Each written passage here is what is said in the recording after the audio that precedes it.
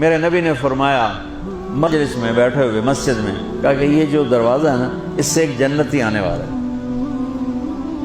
تو لوگوں نے دیکھا ایک مدینے کے مقامی آدمی ذرا بوڑھے، وہ مسجد میں اندر آئے، داڑھی میں وضو کا پانی، ہاتھ میں جوتا،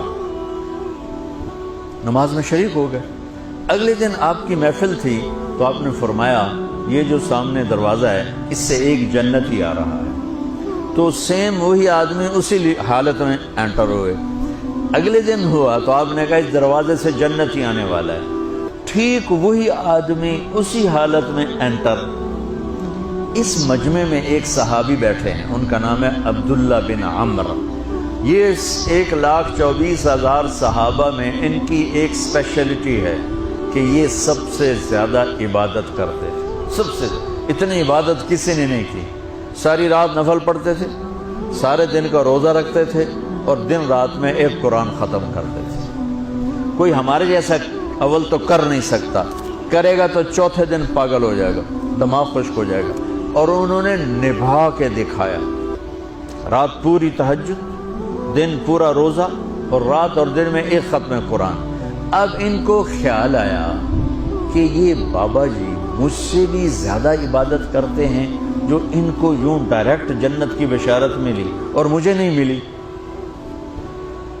تو میں دیکھتا ہوں یہ کون سی عبادت کرتے ہیں۔ کیا یہ ساری رات سجدے میں پڑے رہتے ہیں، رکوع میں کھڑے رہتے ہیں، قیام میں کھڑے رہتے ہیں، کیا کرتے ہیں؟ تو ان کے پاس پہنچ گئے، چاچا کہ تھوڑا والد صاحب کی ناراضگی ہے، دور رہنا چاہتا ہوں، 2-3 دن ٹھہر جاؤں آپ کے پاس؟ ہاں ہاں ہاں بیٹا آ جاؤ آ جاؤ آ جاؤ۔ اب عشاء کی نماز کے فوراً بعد انہوں نے چادر اوپر لی اور چادر میں یوں سوراخ کیا اور یوں لیٹ کے دیکھنے لگے کہ اب یہ بزرگ کیا کرتے ہیں۔ بزرگ تشریف لائے، سرانے پہ سر رکھا، اللہم بسمک اموت و احیا، سونے کی دعا پڑھی، اور تھوڑی دیر بعد خراٹے آتے۔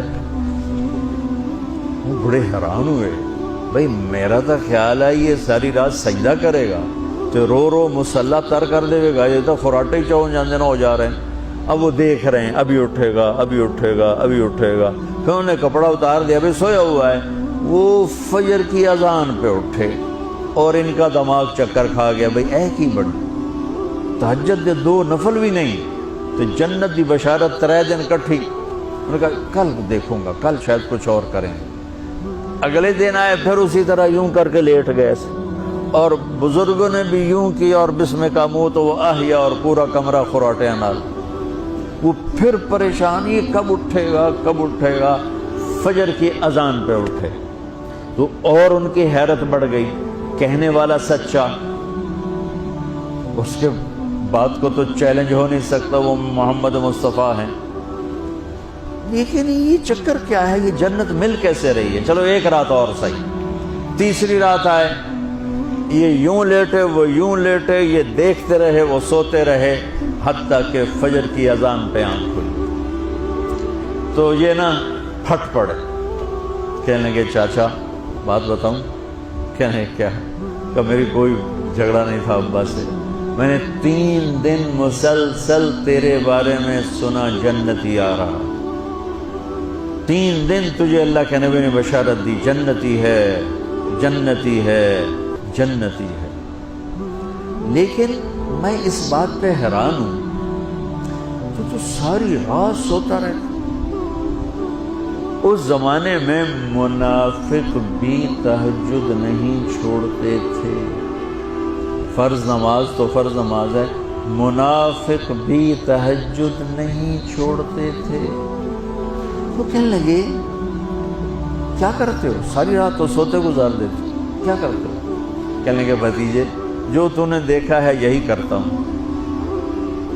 اب یہ پریشان ہے کہ اللہ کے نبی کی بات کو تو چیلنج ہو نہیں سکتا، اور جس کو بشارت دی ہے انہوں تے فٹ نظر نہیں آ رہی کہ کیسے 2 نفل آج کہ نیک لوگ تہجد نہیں چھوڑتے۔